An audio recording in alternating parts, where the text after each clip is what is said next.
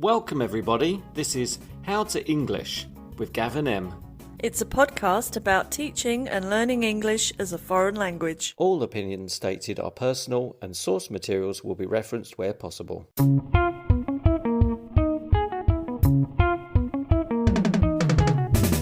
Hi Gav. Hi How are you? I'm very well. Do you know what we're doing today? Yes, Tell today's me. topic Yes. is time, which includes timing and timetables. Time, timing and timetables. And we've given nobody any time to even take a breath. Let's go. We're not going to deal with idioms though, are we? I think that's going to be... No, because we'll be out of time if we start. If you've got any, feel free to just put them in there if you want to. Okay. I'm just trying to think of one. Yeah. One that would fit really well. No time like the present. That's very good. Let's like start. it. Okay, we're against the clock. Oh no, we're not though, are we? Let's No. not mislead people. Okay. We've got all the time in the world. Okay, right. So the title is what? Time. Time. Do you want to just call it time, or do you want to Yeah. include timing? Well, I thought timing was good because that would then lead to things like teachers need to think about timing, students need to be aware of time. Why do students need to be aware of time? If they are doing exams. Oh yeah. Well, that's a good point, Gav, because that is a massive issue for exam students. It is. You have to be really aware of the time and you need to stick to the clock. No, that sounds weird, doesn't it? That's not an idiom, is it? You have to be aware of time and train yourself to say, okay, this is the reading part. I've got 25 minutes to do it. Go. And then you need to know how long that is. And not of course, get stressed. Remember, there is a clock on the wall opposite, or there should be. But I was just thinking, especially if you're practicing at home, set a timer. Yeah. Make sure you're really sticking to those times because you haven't got all the time in the world to do an exam. You haven't got all the time in the world. So yeah, that's a really good thing to be aware of, time. Mm-hmm. So okay, let's break this down a bit and think about timetables. Okay. Like how do you organise your time, and how do teachers, how much freedom do teachers have to do that? You know, there's different types of jobs, isn't there, in this industry? There are. EFL industry, and you can be working on a contract where a company just gives you a timetable. Yes, the director of studies might tell you what to do, when to do it. And that's we've been there, haven't we, where you just don't have any choice in Yep. it, and you've just been told this is what you're doing. Yep. There's fors and against for that kind of setup, and then there's freelance kind of more flexible teachers that can organise their own time. That's true. So what's your method? A bit of both. And are you contract or are you freelance? A bit of Do you both. mind me asking? I'm a bit of both. Okay, So How does that yeah, work? I think for many teachers it's good to have those reliable classes. You can sort of depend on each week to be there, so that will give you hopefully a full-time timetable. But if you haven't got that, then maybe you can find some other students yourself and go freelance. So it's about balancing your time. And so you fit your kind of private students around your contracted students, so Yes. that they're the ones that get priority, so to speak, I suppose. Oh, everybody's special. Everybody's important. Nobody gets priority. And I know you've got a very advanced way of organising your timetable. I'm quite envious. Really? Yeah, because Okay. yours is all automated, isn't it? It is, yes. I actually have an online calendar from Outlook. Yeah. And I put all of my own stuff in that's important. And then I will put my classes who I have regularly with a company. And then I will, I have connected, it's an app which is called youcanbook.me. And this synchronizes an online calendar. So my students can go on there and book me. So how do you know if they've booked one? Like if you've... It sends me an email. Okay. And it will be, if the student confirms it, then it goes into their account. So if they've got Gmail or Outlook or whatever, it goes automatic. into their calendar. And is there any disadvantages or negatives for that method? Do you think it's just amazing? And it's absolutely brilliant. So I can block off as much or as little of my own time on my calendar. So it works really, really well. I was going to say the one of the advantages of having classes with a company is sometimes you get the kind of the late cancellation fee.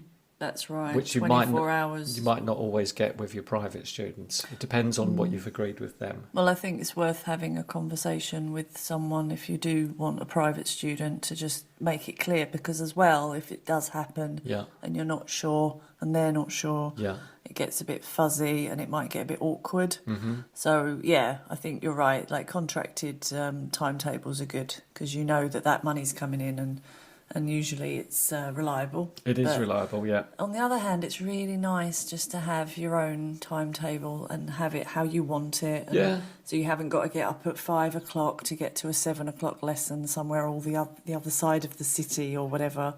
And also I didn't realise this, and we did last week, we did the things I wish I'd known, and I don't know if I did actually, maybe I did, but I didn't realise how split the day is as a teacher, generally. Like if you're teaching like in company or even general English, most classes tend to be either in the morning or in the late afternoon, evening, and then you've got this like 4-hour bit in the middle, which of course I would always spend planning. Yeah. So it was like a 14-hour day, basically, which nobody told me. So a lot of your classes would start before their sort of working day. So that could be like 8 o'clock in the morning. Yeah, and then even earlier. Or earlier. And then they would have classes after work. So you're talking 4, 5, 6 o'clock. Because a lot of companies don't want their employees to be sort of studying in work hours. So that can be a drawback if you're being sort of told what you're doing and you've got a contract there that's fixed, and also you don't have any preference of what level you teach. I've kind of cherry-picked a bit now so that I tend to just teach around B2 and up, which means I can keep all my materials for everybody. It's just keep recycling. Yeah, and it works for everyone. And I remember weeks of just having elementary followed by advanced, followed by proficiency, followed by beginner. It's exhausting. Wow. But then it's also a really steep learning curve, so it was actually beneficial. And as we said before, you could be carrying so many books around. It's a lot of materials, isn't it? Yeah, it is. But then in retrospect, I think I needed to do that to be able to know what to do. So, to decide just to teach one small group of people, one level. Maybe for many reasons to know what to do. Okay. But you do realise, I think, how you want it to be. Yeah, well, you might maybe recognise your skill set as well, and you think, actually, I'm better at teaching this level. Yeah. Okay. So timetables are forever,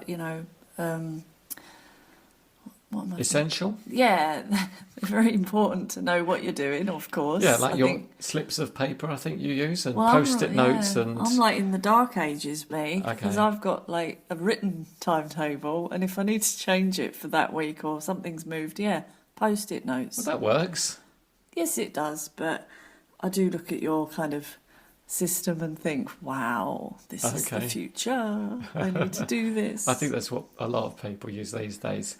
And if you work for those online companies, I think they just send you an email and a link that will go straight into your online calendar, so Gmail.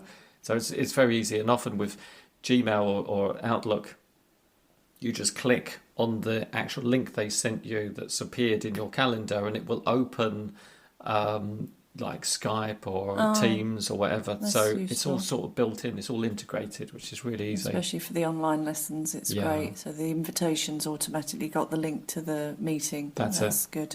But the other thing is my timetable is very fixed. It doesn't change very often. So whereas I see you and you say to me, I don't know what I've got next. Like my next class, I just need to check my timetable and I just can't understand how you do that, like a very how spontaneous your brain nature. Adapt. You are, and I'm envious, but I'm a bit old school because I like to know what time, what day, who it is, what I'm teaching. Sure. And you're like, oh well, I've got this person next in 5 minutes. Right? Okay. Okay, so that was booking forms and timetables and Okay. old school and new school, maybe. Yeah. So timings, what other timings are coming to mind? I think just keeping track of time when you're teaching. Yes. And knowing how to set up your activities. I think, at the beginning, I remember saying to everybody, like all the students, explaining a task, getting it all ready, setting it up. I think it was a game of some kind. Everybody was kind of ready. We'd played it for literally 2 minutes, and then I was like, "Oh, sorry, we've got to stop." And it was just this look of, I don't know what the emotion was, a mixture of anger and disappointment and resentment. Because you ran out of time? Yeah, I completely ran out of time. And I said, "Oh, well, we'll do it next time." But it was like, then the moment had gone. So the next lesson, it was just not coming back. That enthusiasm had gone, and they remembered like the fact that they had to stop in the middle. And so I think, know what time you've got left and what time you want to give to each task. Do you think it becomes instinctive eventually, or this is a good question. Something you learn? I don't know. I don't think I have. I don't have a bad sense of time. I think I know. Mm-hmm. I think it's definitely got better. Okay. I've honed it as I've gone along. Mm-hmm. I'm kind of, now it seems almost instinctive. That's good. Does it for you? Do you have a natural rhythm and sense of Well, Em, that's a good question. I think that I'm pretty good with time as well. Well, I always finish on time. I do like a little roundup at the end of the lesson and say, right, so I'll see you again next week at this time, etc. So, yeah, I mean, for generally speaking, my timing's pretty good. And I do try to have something that's a bit freer at the end of the lesson. So we're chatting rather than, finishing on, and what's the answer to number 8? Cauliflower. Thank you, everyone. Goodbye. So I tried to make sure it's sort of fun, a bit more natural at the end. But I do remember a couple of times starting something and we had like a minute left of the lesson, and it was just so painful. And me saying, all right, just read paragraph 2. And the student looks at me like, but we've only got 2 minutes left of the lesson. And then me say, oh, yeah, of course. So, but I think generally I've been quite successful with time. That's good. I kind of had the opposite problem where I would always maybe finish early because of the fear of going over or starting something and not having time. So I would sort of wrap up thinking, right, got 5 minutes left. And then those last 5 minutes. That's a long time. Oh my, they're endless. Like after you've done the what you're going to do after the lesson thing, which lasts, 20 seconds. So you start the lesson with, how was your weekend? And then you end with, so you doing anything at the weekend? Yeah, exactly. And that gets boring. And I had one student who once said to me, whatever you do, just don't ask me what I did at the weekend. Oh, it's one of my favourite questions. I like it, but I can understand. He was my first lesson on a Monday morning, and he said the previous teacher, it was like some kind of torture that every single Monday without fail the same question. He maybe didn't have much going on. What about what didn't you do at the weekend that you wish you had? Much more interesting. See, just that little twist. So, Emma, have you got any tips for how teachers and possibly students need to keep an eye on the time? Well, you mean actually to know what the time is? Yes. It's hard. I mean, I use my watch, which is a bit old-fashioned, and I sort of do the scratchy nosy, looking down, checking papers, glancing. But it's terrible when students actually see you looking at what the time is. It's really embarrassing. If there's a clock in the room and position yourself in front of it, basically, so that you're just sort of, when you're looking up, sort of thinking, you catch the clock time. That's good. That's good. Got to check it's right, though. Make sure it's right. Yeah. I sometimes look at the students' watches if they're wearing them. Upside down. Yeah. Oh, that's a skill you can develop. What a great idea. Yeah, that's good, actually. And you're right, like yawning, sort of stretching, putting, if you're wearing a watch. Yeah. It's harder because it's bad if you lean over and you sort of click your phone to see what the time is on it. It looks really unprofessional. That's the hardest, I think, when it's on your phone. But then I can always just say, I'm just going to Google that, or let me check the dictionary, or I've got a photo of that. That's very and I good. just think, right, now I know what the time is. Yeah. And I've got roughly 20 minutes left. Okay. That's really good. Em, would you like a coffee? Thanks, Gav, but you know I only drink tea. Oh, yeah. Well, that could be arranged. Oh? Followers, If you're enjoying listening, watching, or reading Gav Em's How to English Pod, visit ko-fi.com/How to English Pod. That's coffee, ko-fi.com/How to English Pod.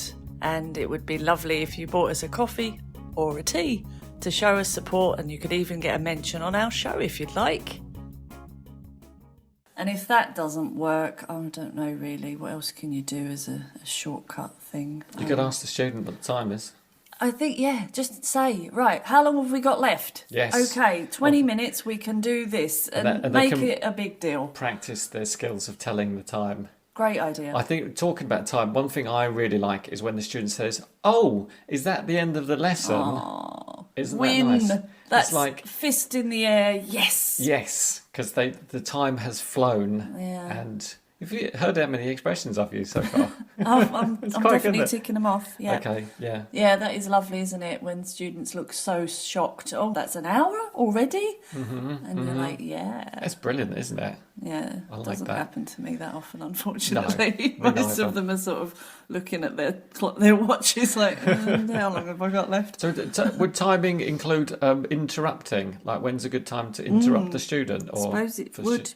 Yeah. Yeah, okay. So just... but then I think we were going to do a whole episode on that, aren't we?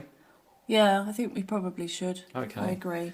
I was thinking about, actually, when we were talking about pacing, timing, the way things go in the lesson. I think I've changed quite a lot now. I think at the beginning when I was teaching, I used to want things to drag. Yeah. Like I would have activities set up and I'd be like, oh, well, this is going well. And, maybe I'll just let this go longer than was necessary. Yeah.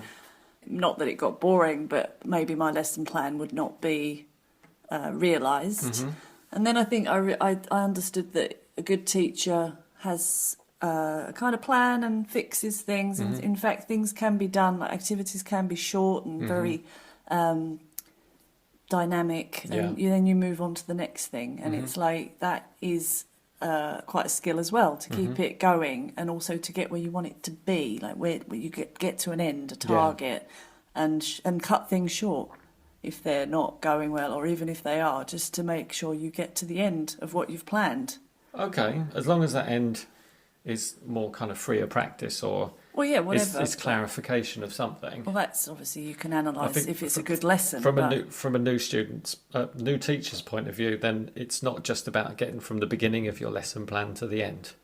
No. It's about covering key language and making sure the students get an opportunity to practice it if possible. Yeah, it's hard to explain it, I think, because, I agree. You've got to be very mindful that you're not just ploughing through your plan in order to get to where you thought you should be. I mean, it's also just, if you've got that in mind that you need to teach present perfect and you've spent 25 minutes just talking about what they did at the weekend, sure, you can keep delaying it. And I've done that because maybe I wasn't confident about what I was teaching, or I didn't like the lesson particularly.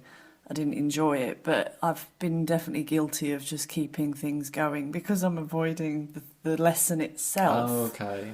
Maybe this is like a confessional now, but I think it's important to actually have a point to the lesson and make sure you get to it and not just let the students keep talking about something. We've discussed it. But it could be before. about building relationship within the class, even if you feel that the students are not sort of gelling well. Yeah. And you think, okay, this time maybe I need to spend some time. Maybe. I'm not talk to really discussing this kind of if it's necessary thing. It's more just on an average day when you think, right, we need to deal with this grammar point or this vocabulary, and there's just not a lot happening and people are happy to chat. Yeah, I think it's about timing. It's about saying, right, 10 minutes maximum for the chat about the weekend, and then we're going to start actually having the lesson that I've planned today. You need to have quite strict rules with that sort of warming activity. It shouldn't just be free chat and games and stuff. There should be some point to it.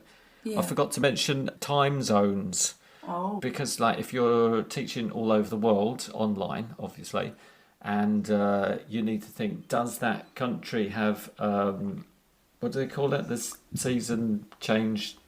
Daylight saving? That's it, exactly. Because currently, we're still following that in most of Europe, as far as I know. Yeah. And but other countries, like I think Japan and Russia and Turkey, I think, are not following that. So when it changes in Europe, then you might find it hasn't changed in another country, and then you've got to do some quick calculations. What do you do? Do you say we're having a lesson at Central European time or Greenwich Mean Time, or what do you do? Use their own, like their country's time? Yeah, I always say their country. Oof. But what's really cool about those booking forms is it tells them the time that they're booking in their own time. Right. So you're the one that needs to make sure you get it right. Yeah, and then it sends me a message in my time.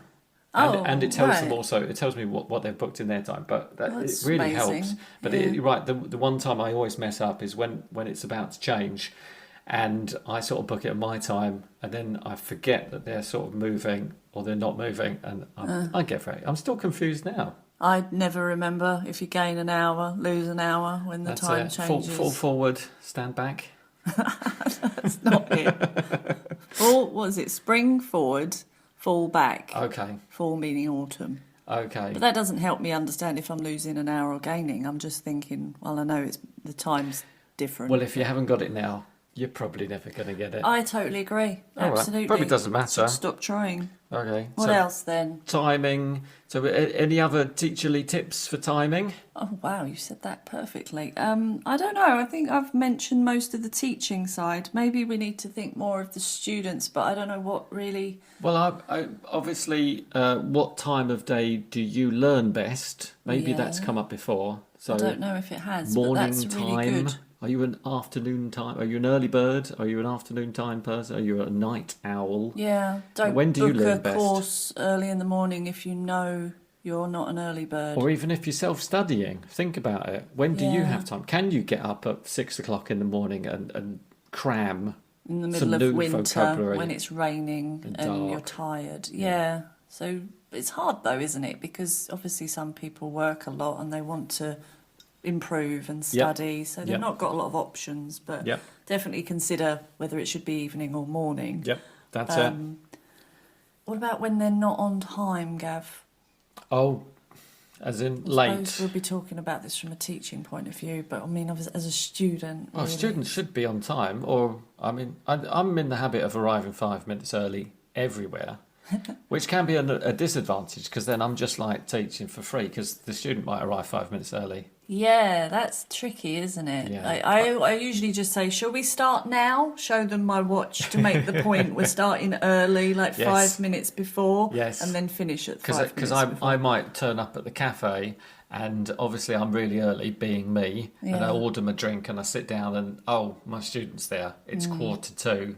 Yeah. You know, and then, right. Well, but that's all right. Let's start now then. If it's a one-to-one, that's fine because you're both, you're on your time. Yeah. But if it's a class and you've got like 10 people coming and then someone comes 10 minutes before the lesson and you want to do like board work or put things around the room. Yeah. And students it's so do that. distracting. And I can understand why students do it because they think, I've got a bit of one-on-one time with my teacher, which they obviously love. But to be honest, students... give your teacher a little bit of extra time and start the lesson when you should start it because teachers need time to prepare. Yeah, I agree. Good advice. I mean, personally, I never minded it really. And if somebody did turn up early, I'd be like, right, take that and go around the room and stick it on the wall. Here's some blue tack. Yeah, exactly. Other products are available, but here's some blue tack. Stick these pieces of paper. We are not endorsing, but or, I don't have a problem really with just chit-chat unless I've really got to think about the lesson, which I've usually done well before, to be honest. Yeah, but still, you might want to do a bit of board work. You do need a bit of prepping time. Yeah. Okay, and the same applies for after the lesson as well, I think. Be aware, I think, as students that this person that's taught you might need to go somewhere else. Or they might be tired. Yeah. It's hard teaching you lot. We're exhausted. Yeah, so you just sort of don't hang around unless, the teacher seems really happy for you to do so.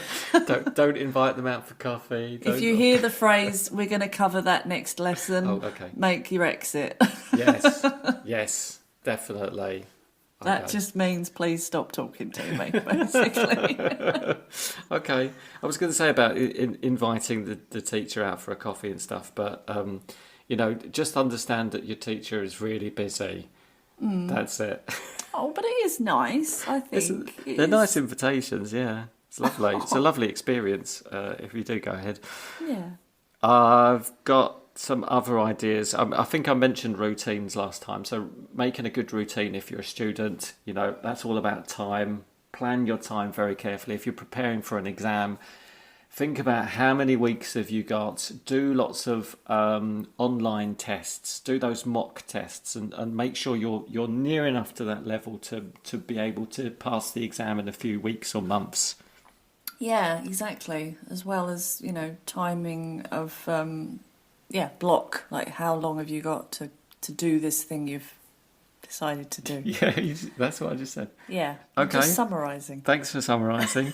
And don't spend too... Yeah, I was thinking, don't spend too long on one thing. As a student, or even as a teacher. As a human being, don't spend too long on anything. Why not? Well, there's just so much to do and so much to learn. But specifically, if you're reading a text and you get stuck on the word, try to guess the meaning of the word. Try and think, is it a word you know in your language? Do you recognise it? Another word that you've seen in English? Try to guess it from context. If you don't know, you might have to just ignore it or continue, but don't spend too long. Don't spend all your time, getting stuck every time you see a word you don't know. Just try to get that feeling for what the text is telling you. And it's a really good tip for exams. And it's a good tip generally with things. Just try not to get stuck and bogged down, as we might say in English.